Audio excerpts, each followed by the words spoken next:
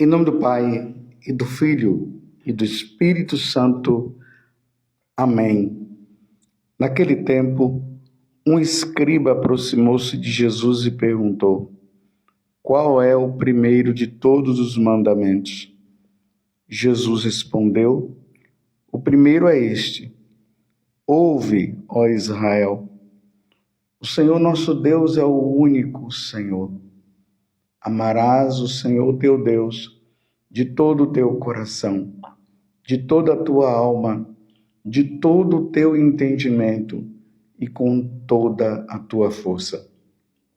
O segundo mandamento é: amarás o teu próximo como a ti mesmo. Não existe outro mandamento maior do que estes. O mestre da lei disse a Jesus: muito bem, mestre. Na verdade, é como dissestes, ele é o único Deus e não existe outro além dele. Amá-lo de todo o coração, de toda a mente e com toda a força, e amar o próximo como a si mesmo é melhor do que todos os holocaustos e sacrifícios. Jesus viu que ele tinha respondido com inteligência e disse: tu não estás longe do reino de Deus. E ninguém mais tinha coragem de fazer perguntas a Jesus. Palavra da salvação. Glória a vós, Senhor. Meus irmãos e minhas irmãs, continuamos nesse tempo quaresmal, pedindo a Deus misericórdia, pedindo a Deus que Ele tenha piedade de nós.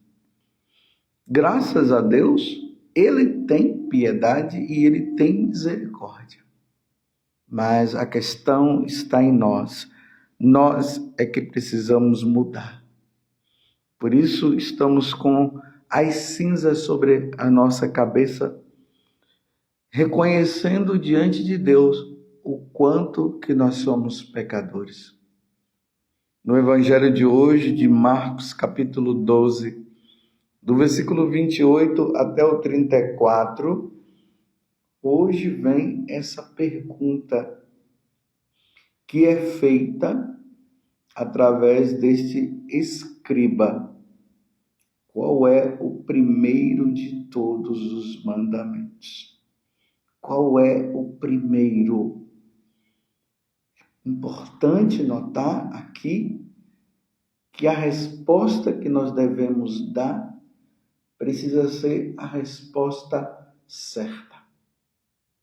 Jesus dá para ele a resposta, primeiro porque Jesus é Deus.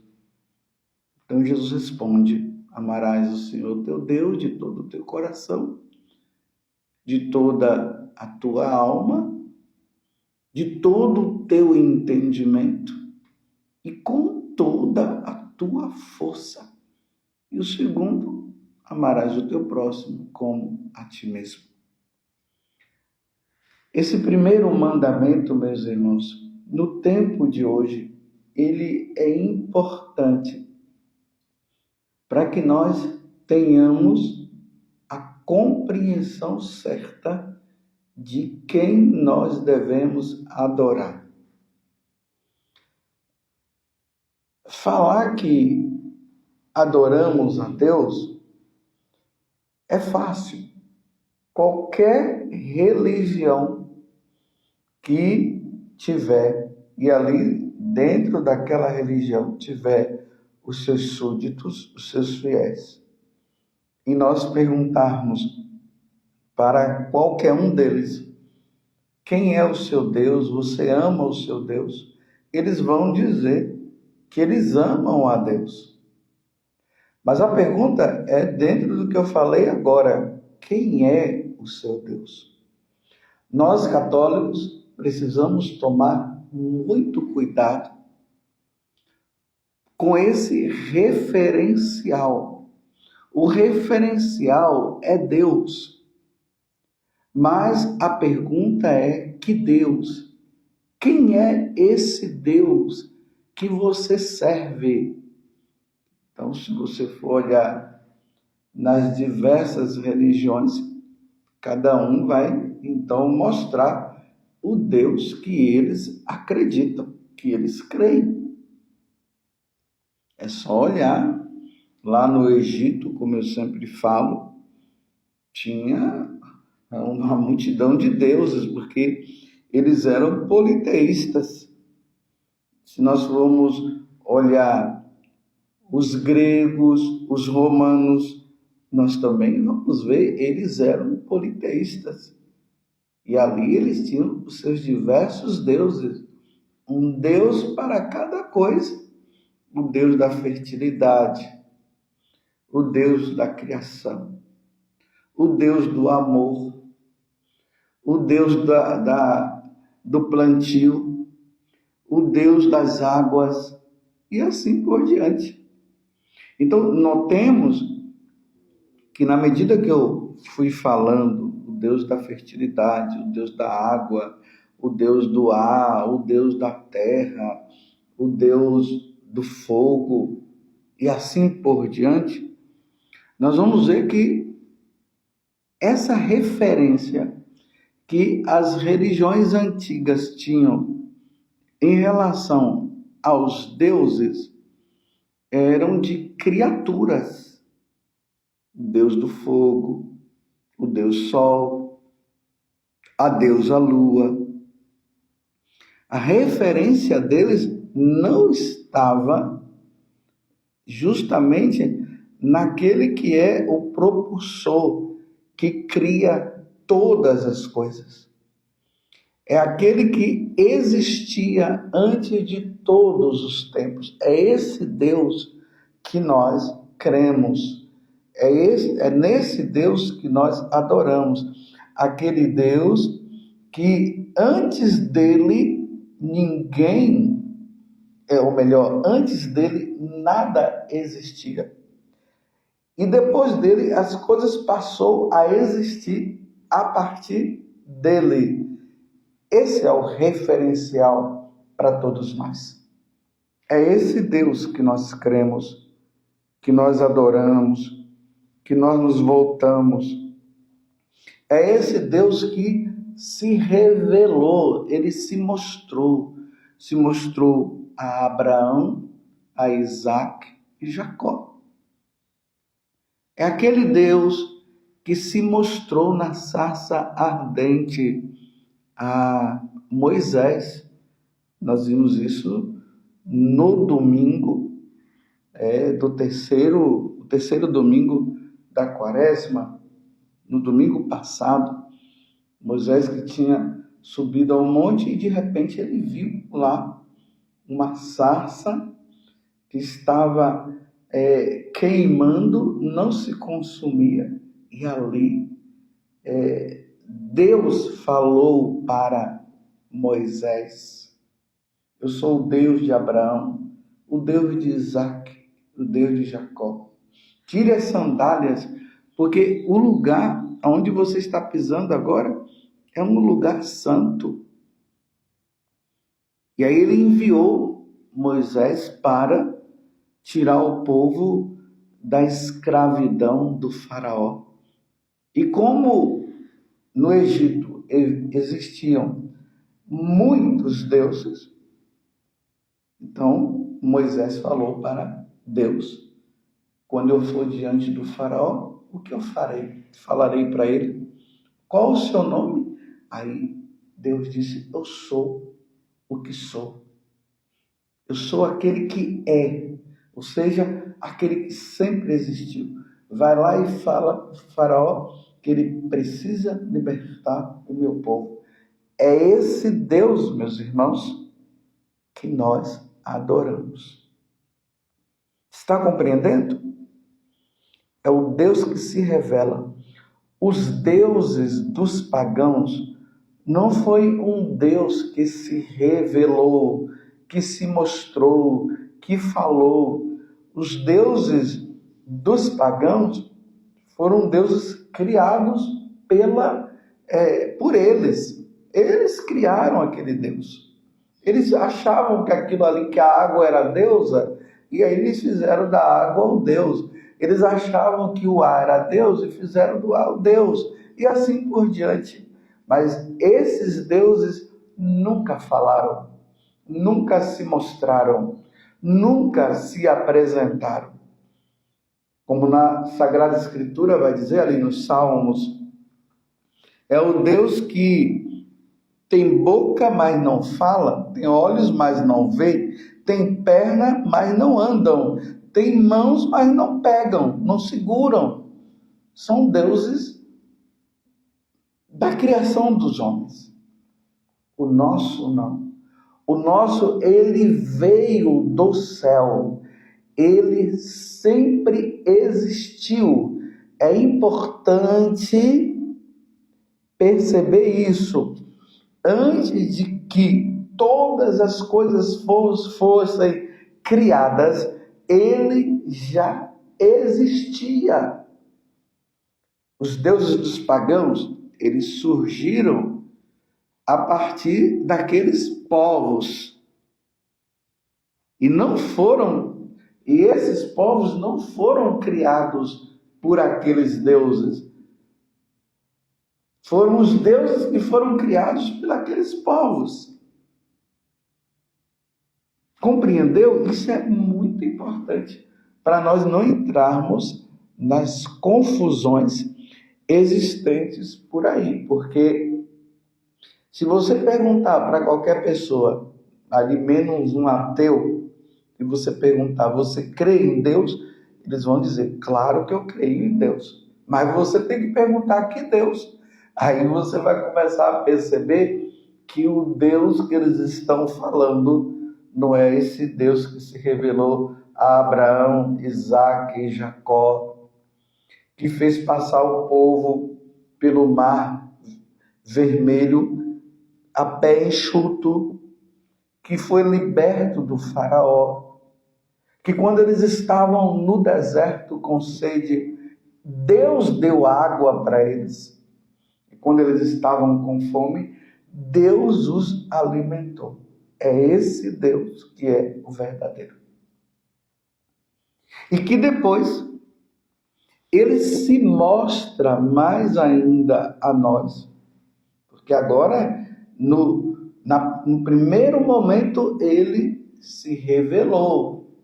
Agora ele se mostra na pessoa de nosso Senhor Jesus Cristo. E aí os profetas começaram a apresentá-lo. Nós vemos lá Isaías no capítulo 7, dizendo que uma virgem conceberás e darás à luz a um filho, que ele vai ser morto, que ele iria nascer numa cidade chamada Belém, é de lá que virá o Salvador do mundo. Então esse Deus, agora ele vem do céu, porque é no céu que Deus habita. Ele vem do céu e se torna um ser humano como nós. Não é correto eu dizer que ele se tornou um ser humano, senão nós não vamos compreender. Ele, com a sua natureza divina, ele se fez carne, ele se fez homem. Então esse Deus agora, ele tem uma natureza divina, uma natureza humana, aonde ele, através desse corpo, ele vai se oferecer em sacrifício. Nas religiões pagãs, o que era oferecido era um animal, eram pessoas. Na verdadeira religião, quem se oferece em sacrifício pela nossa redenção é o próprio Deus. É Ele mesmo que é oferecido. Ele se ofereceu no altar da cruz.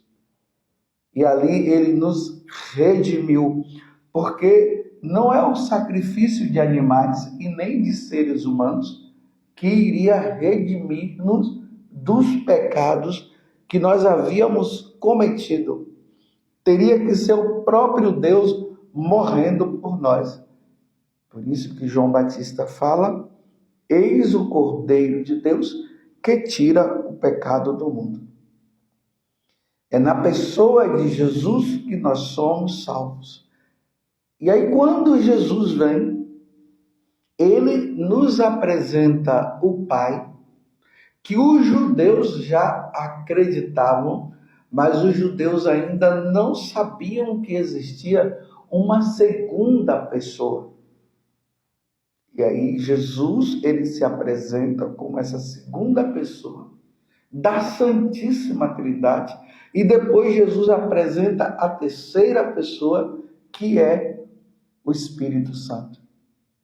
E aí vem o entendimento melhor do que nós precisamos compreender, porque Jesus disse: eu e o Pai somos um. Então agora Jesus está dizendo que não são três deuses. Se Jesus não revelasse isso, nós poderíamos entrar também numa questão de politeísmo, de crermos em vários deuses. Então Jesus diz: eu e o Pai somos um. Então é um Deus só em três pessoas. Olha só que maravilha. Olha só o que Jesus vem trazer para nós. Então Jesus diz que aquele que crê no Pai, crê no Filho. E quem crê no Filho, crê no Pai. Não se pode apenas crer no Pai. Por exemplo, no judaísmo, no islamismo, eles também são monoteístas. Mas eles não creem que Jesus seja Deus e eles não creem na pessoa do Espírito Santo. Eles creem somente no Pai enquanto Criador de todas as coisas. Mas eles não creem na pessoa de nosso Senhor Jesus Cristo. Nós, católicos, nós temos a compreensão de Deus de forma plena. E a plenitude do conhecimento de Deus está em que Ele é um só, que é o que o mestre da lei falou aqui para Jesus. O mestre da lei disse a Jesus: muito bem, mestre. Na verdade, é como se dissesse: Ele é o único Deus e não existe outro além dele. Ele é o único Deus. Então nós somos convidados, como Jesus falou aqui no Evangelho, a amar Deus de todo o nosso coração. Um Deus único. Fora dele não há mais deuses.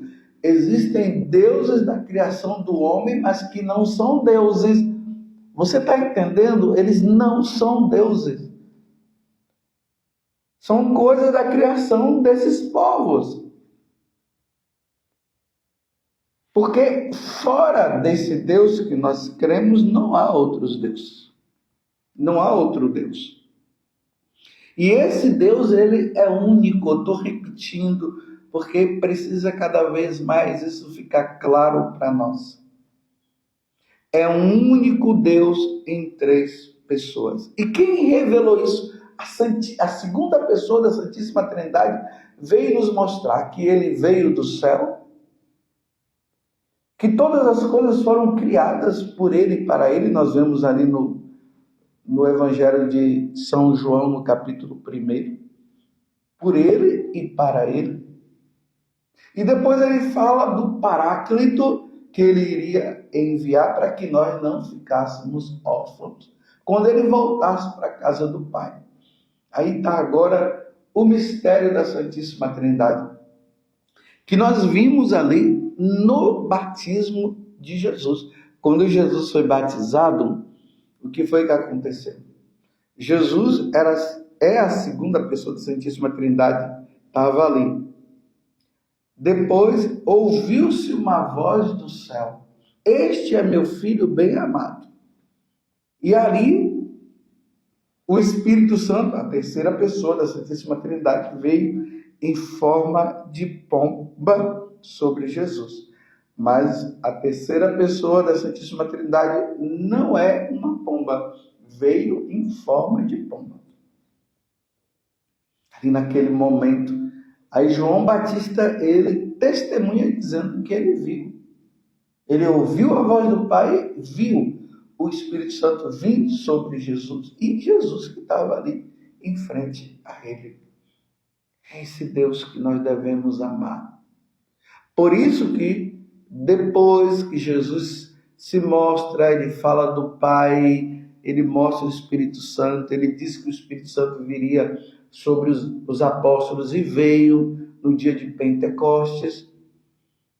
E aí Jesus envia agora os apóstolos para que eles possam ir nos diversos povos para mostrar para os povos que os deuses que eles adoravam eram ídolos, não eram Deus, e que eles precisavam voltar para o Deus único e verdadeiro. Aí nós encontramos São Paulo, São Pedro, que vão para Roma. Roma, o berço do Império Romano e o berço da idolatria. Vai lá mostrar para os romanos que o Deus único e verdadeiro não era Júpiter, não era Vênus e assim por diante. E os outros apóstolos foram para outros lugares para apresentar a boa nova. E a boa nova é Jesus. E quando Jesus ele começa a pregar, ele diz: convertei-vos e crede no Evangelho. A conversão se dá em que? Abandonar os ídolos e se voltar para o Deus verdadeiro. Que coisa maravilhosa. Agora sim, depois que há o reconhecimento, o conhecimento do Deus único e verdadeiro, ide por todo o mundo, Jesus falou, e pregai o Evangelho a toda criatura, e quem nele crê em quem? Em Jesus, não é nos ídolos, mas é em Jesus, e for batizado, será salvo. A salvação vem por meio de Jesus Cristo. Eu sou o caminho, a verdade e a vida. Ninguém vai ao Pai, ninguém vai ao céu, ninguém se salva se não for por meio dele, porque ele é o caminho que nós devemos seguir. Ele é a verdade que nós devemos ouvir e crer, e ele é a vida pela qual nos dá a verdadeira vida, a vida em abundância, a vida eterna. Quaresma é o tempo em que nós precisamos nos voltar para o Deus verdadeiro. Uma vez que nós o amamos de todo o coração e passamos a servi-lo, nós não podemos de maneira nenhuma buscar e retroceder voltando às religiões pagãs. Porque as religiões pagãs foram levados, os apóstolos levaram a mensagem para que eles se convertessem e eles se voltassem para Jesus. Tomemos muito cuidado, meus irmãos, porque há um retorno, está acontecendo um retorno às religiões pagãs. E nós católicos não podemos retroceder, precisamos estar firmes na Igreja Católica e professando a nossa fé, creio em Deus Pai Todo-Poderoso, Criador do céu e da terra, e em Jesus Cristo, seu único Filho, nosso Senhor, e cremos no Espírito Santo e na Santa Igreja Católica. Aqui está a base de tudo, o creio, a profissão de fé, é a base de tudo para nós permanecermos na verdadeira religião e amando o nosso único Deus verdadeiro. Hoje eu quero dar para você como penitência para o dia de hoje, que na verdade não deveria ser uma penitência, mas é a penitência. Dedicar um tempo maior a Deus, adorar Jesus na Eucaristia, ler e professar a nossa fé. Hoje é domingo, ou melhor, amanhã será domingo, mas vamos professar a nossa fé hoje. E professando a nossa fé, vamos meditar em cada palavra que está ali na nossa profissão de fé. E dizendo que nós não iremos abandonar o Deus único e verdadeiro. E a partir do momento em que nós adoramos o Deus único e verdadeiro, é claro, aí nós vamos amar o próximo que foi criado por ele. Louvado seja nosso Senhor Jesus Cristo, para sempre seja louvado, e a sua mãe Maria Santíssima, e desça sobre você a bênção do Deus único e verdadeiro. Em nome do Pai, e do Filho, e do Espírito Santo. Amém. Louvado seja nosso Senhor Jesus Cristo, para sempre seja louvado, e a sua mãe Maria Santíssima. Como é bom ser católico.